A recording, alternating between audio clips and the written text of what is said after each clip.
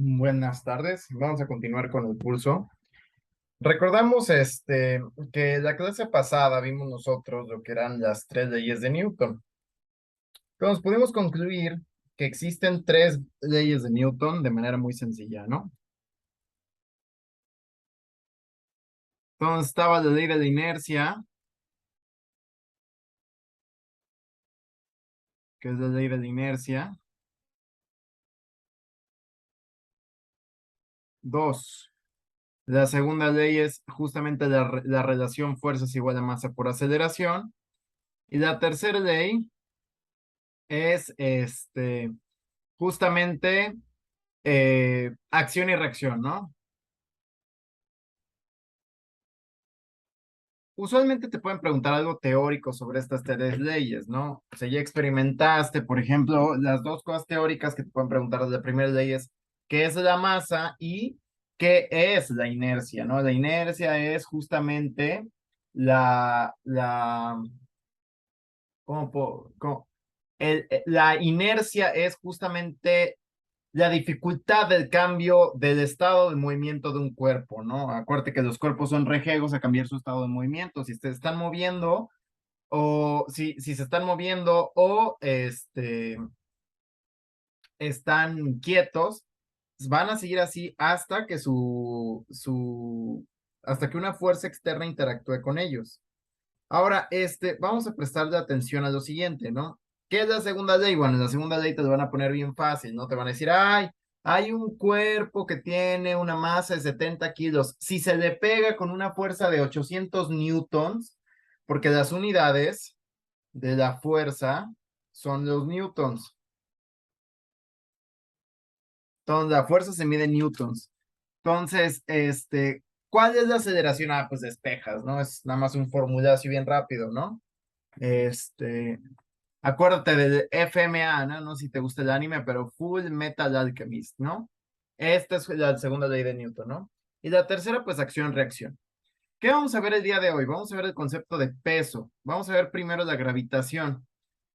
Entonces, la gravitación, la ley de gravitación universal fue una ley que Isaac Newton descubrió, o bueno, no que descubrió, sino que logró matematizar, y es justamente la explicación de por qué nosotros, estamos pegados al piso y por qué giramos alrededor del Sol. Entonces existe algo que se llama la fuerza de gravedad. ¿Qué nos dice o qué nos dice el postulado de la gravitación? Nos dice todo cuerpo,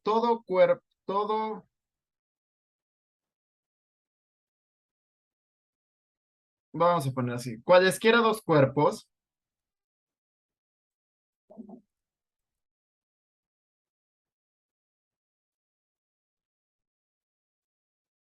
con masa se atraen entre sí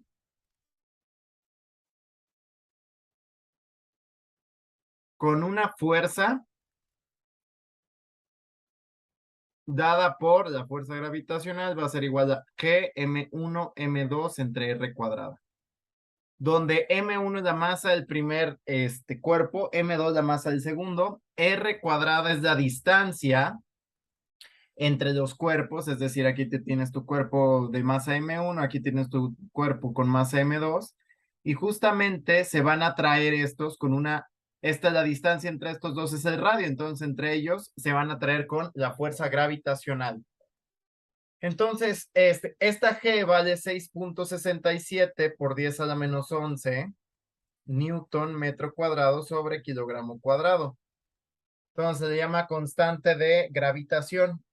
Entonces, todo cuerpo con masa es justamente atraído. Entre cualesquiera cuerpos nos atraemos solo por tener masa, ¿no? Ahora, esto da pauta al peso, ¿no? Lo que habíamos platicado la clase pasada es lo siguiente, ¿no? ¿Qué nos decía puntualmente la segunda ley? Toda fuerza causa movimiento. Y aquí viene una gran pregunta, ¿no? Si yo tengo algo que se llama el peso, que es la fuerza gravitacional,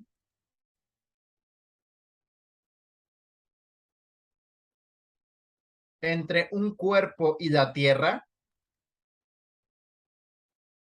porque claramente G, este valor G, bueno, te lo voy a poner aquí, G vale, G, masa de la Tierra entre el radio de la Tierra. Este es el valor de 9.81, 9.81 metros sobre segundo al cuadrado. Si tú buscas la masa de la Tierra, el radio de la Tierra, y tú haces, esto es al cuadrado. Si tú multiplicas la masa de la Tierra por esta constante y lo divides entre el radio de la Tierra al cuadrado, te debe dar 9.81. Es una tarea opcional eso. Entonces, ¿esto qué es? G, ¿cómo se llama? Se llama la constante de aceleración de la gravedad. Es justamente la aceleración que impregna todos los cuerpos atraídos por la Tierra. Entonces, todos los cuerpos tienen un peso. Es decir, aquí está la Tierra, ¿no? Te quiere acercar hacia el centro de la Tierra, hacia el centro de esta. Y aquí hay una silla y pues tú estás sentado, ¿no? Leyendo, digamos, ¿no? Ahora, claramente tú tienes masa, ¿no? Tú tienes una masa M. Recuerda, la masa y el peso son conceptos diferentes. La masa es la cantidad de inercia, es decir, qué tanta materia tienes, si quieres verlo así. Y el peso es justamente la reacción gravitacional que ejerce la Tierra sobre ti. Entonces, ¿qué hacemos? O bueno, una de las partes importantes aquí es que todo cuerpo siente un peso. Lo podemos sentir, ¿no? Cuando intentamos cargar las cosas. Cuando intentamos cargar las cosas, pues surge ahí una problemática gigantesca.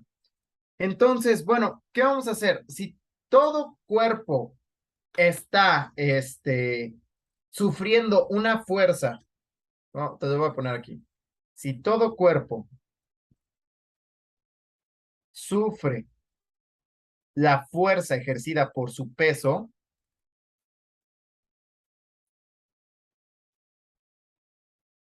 y acuérdate, y toda fuerza genera movimiento,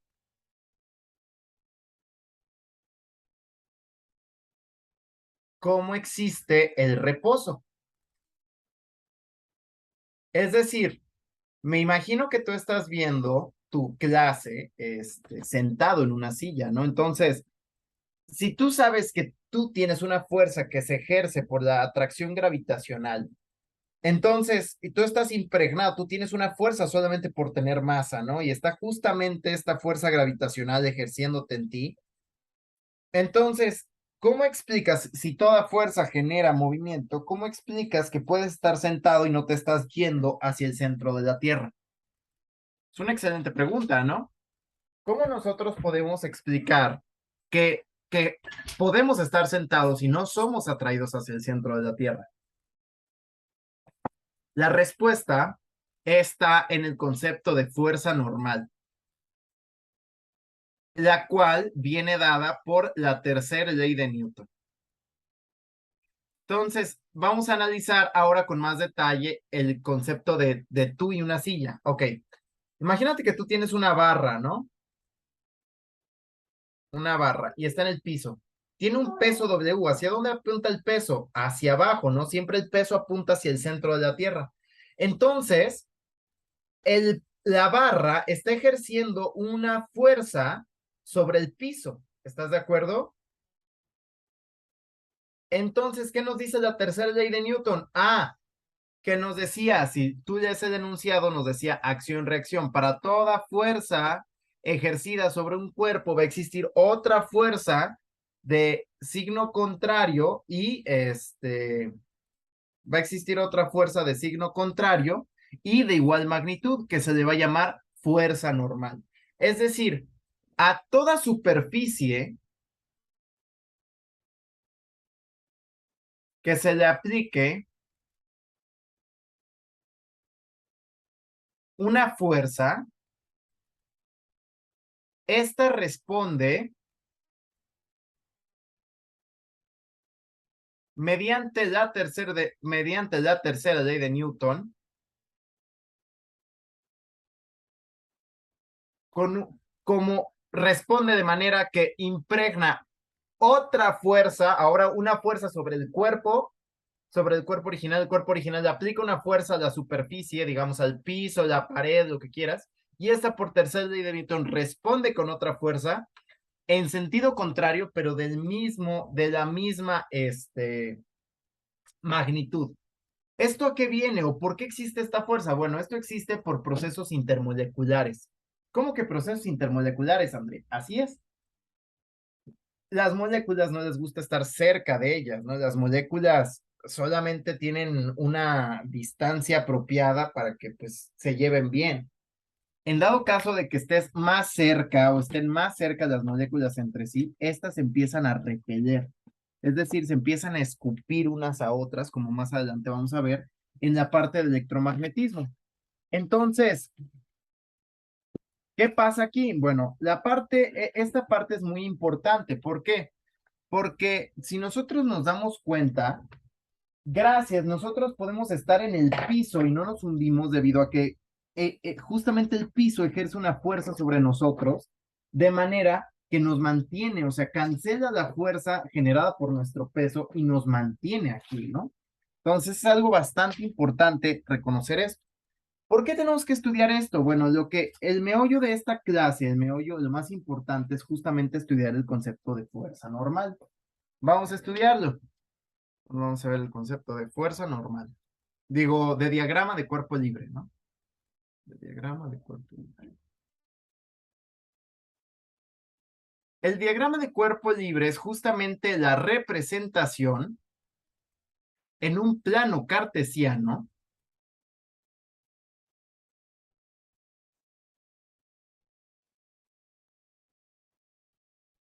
de todas las fuerzas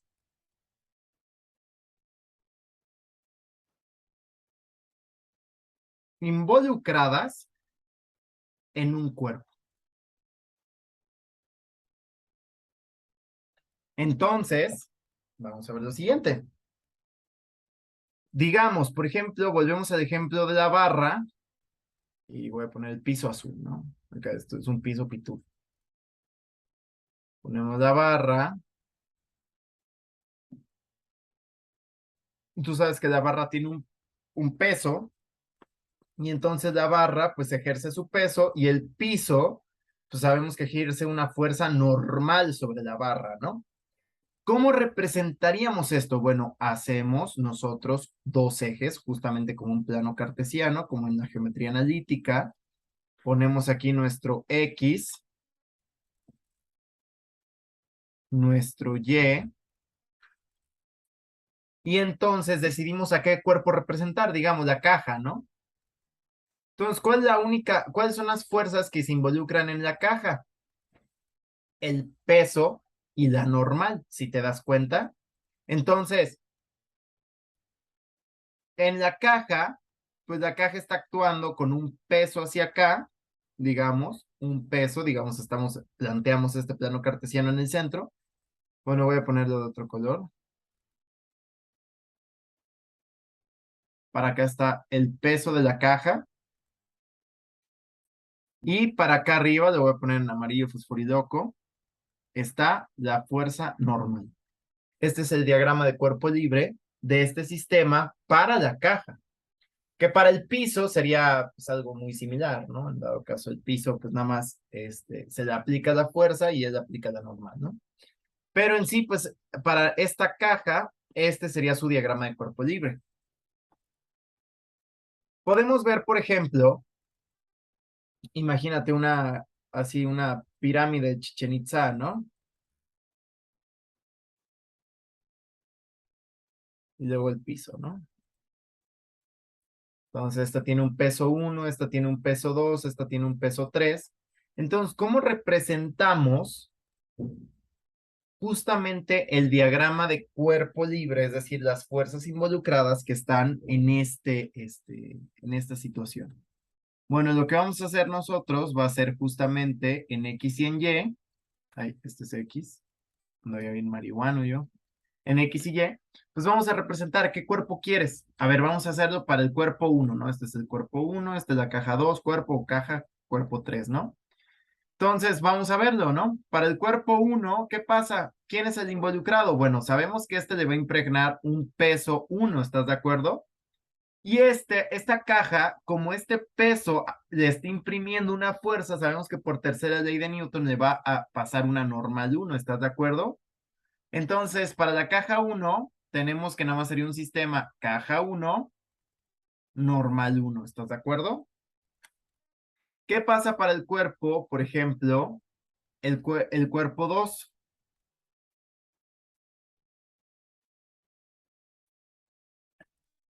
El cuerpo 2, justamente,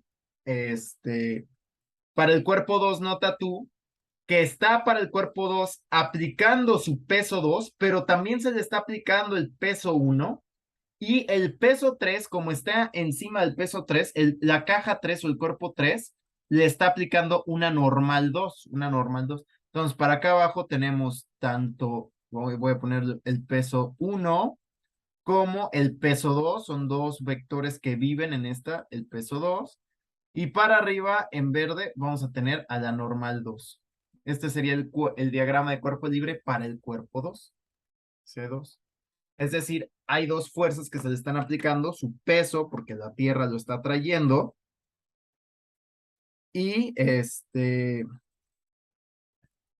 aparte de la solución de esto,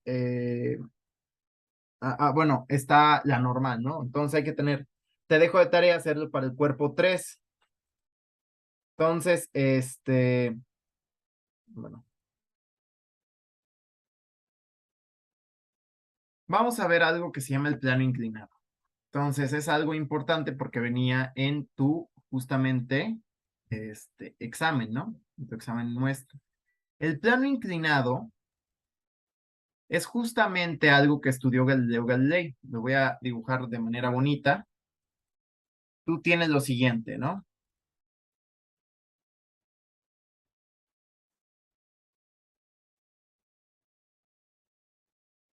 Tienes un triángulo rectángulo, algo así, un plano inclinado con algún ángulo. Es decir, este es el piso, lo de aquí abajo es el piso y pues, no sé, pones tú una barrita, algo inclinado, ¿no? Entonces,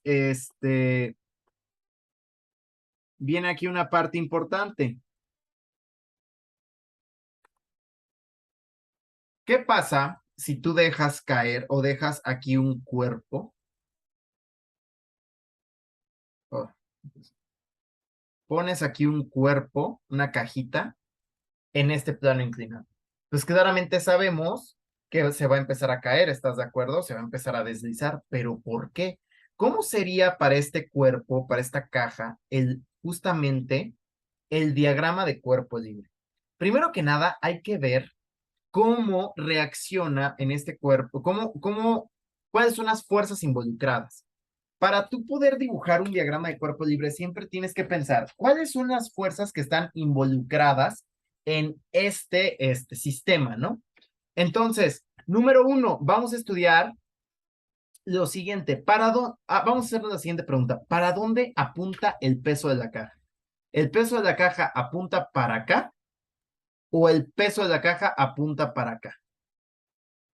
¿Cuál es el correcto? Bueno, esto es una clase tipo Dora, la exploradora. La respuesta, si prestaste atención a toda, pone pausa si estás pensando en la respuesta. Si tú ya pensaste la respuesta y te diste cuenta que lo estuve mencionando muchas veces en la clase, el peso siempre apunta al piso. Entonces, ¿qué pasa? Este es el peso correcto. Pero entonces nota, tú tienes una caja, está la caja, y el peso, imagínate, esta es esta parte. Es como si voltearas tu cabeza, ves a la caja de esta manera, pero el peso de la caja está actuando de esta manera. Es decir, usualmente para nosotros en el piso, el peso siempre apunta abajo, pero cuando empezamos a inclinarnos o a ir en un plano inclinado, el peso también sigue apuntando al piso, pero ahora cambia, ¿no? La dirección con respecto a qué tan inclinado estemos. Entonces, ¿qué hacemos o cómo se comporta esto? Bueno, vamos a hacer algo de trigonometría y vamos a formar aquí un triángulo rectángulo. Nota tú que este ángulo teta es este ángulo teta. Entonces tendremos el siguiente ángulo. tendremos lo siguiente, ¿no? Digamos, tenemos aquí un ángulo y este será nuestro peso W y este peso lo podemos descomponer en sus componentes, ¿te acuerdas? Los componentes son justamente cuánto podemos nosotros distribuir un vector en X y cuánto en Y. Entonces, esta parte que apunta del centro del cuerpo hacia el vector, pues sería el componente WX, es decir, el componente en X. Acuérdate de lo que vimos en tiro parabólico, es justamente el componente del peso en la dirección X, en la dirección horizontal, en esta, siguiendo esta trayectoria. Y aquí estaría el peso en Y, ¿estás de acuerdo?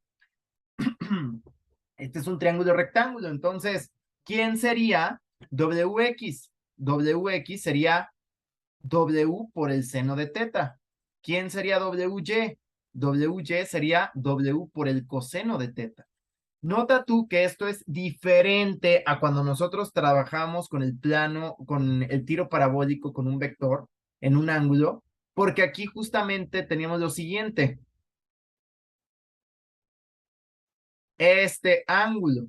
Y aquí era, ¿quién era BX? B coseno de teta. ¿Quién era BY? B seno de teta. Esto tiene que estar clarísimo de dónde saqué estas igualdades. Es puro Pitágoras. Bueno, es puro concepción de seno y coseno, no es pura definición. ¿Quién es el seno? Cateto opuesto. ¿Quién es el seno del ángulo teta? Cateto opuesto entre hipotenusa. Pasa la hipotenusa multiplicando y se acabó. Entonces, nota tú que es diferente sacar los componentes para el tiro parabólico que para el plano inclinado. X iba con coseno, aquí X va con seno. ¿Por qué es diferente? Es diferente porque el ángulo que te dan es diferente. Nota, aquí te dan este que está en la parte chiquita, en la parte acostada, y aquí te dan el que está en la parte parada. Entonces, hay que prestarle mucha atención a eso. Entonces, ¿qué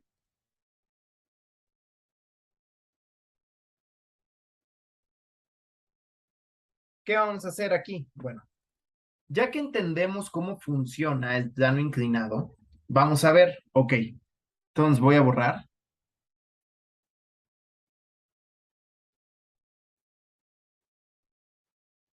eso no debí borrarlo, era el piso.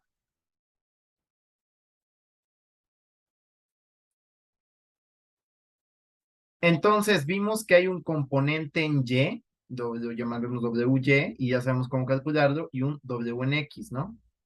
Ok, da contigo. W en X, donde sabemos que W en X es W por el seno del ángulo, teta, este ángulo teta, y WY, pues es W por el coseno de teta, este teta. Entonces, nota tú, la caja le está aplicando parte de su peso al plano inclinado. Entonces, por tercera ley de Newton, ¿cómo debe responder? Nota, ¿con cuánto está aplicando WY? No le está aplicando todo su peso a la superficie, como antes hemos visto. Le está aplicando solo una parte de este. Entonces, nota tú que cómo debe responder esta superficie, esta moradita, porque se le está aplicando una fuerza, pues con la tercera ley de Newton, pues te la pelas, ¿no? Te genera una fuerza normal. Y justamente tenemos aquí, pues una fuerza en X, le voy a poner amarillo patito, nota tú que esta W en X sería el peso en X. Entonces, si nosotros queremos ver justamente en un plano inclinado qué está pasando, bueno, para la caja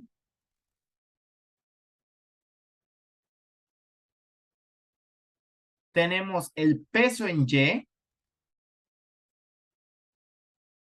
el peso en X.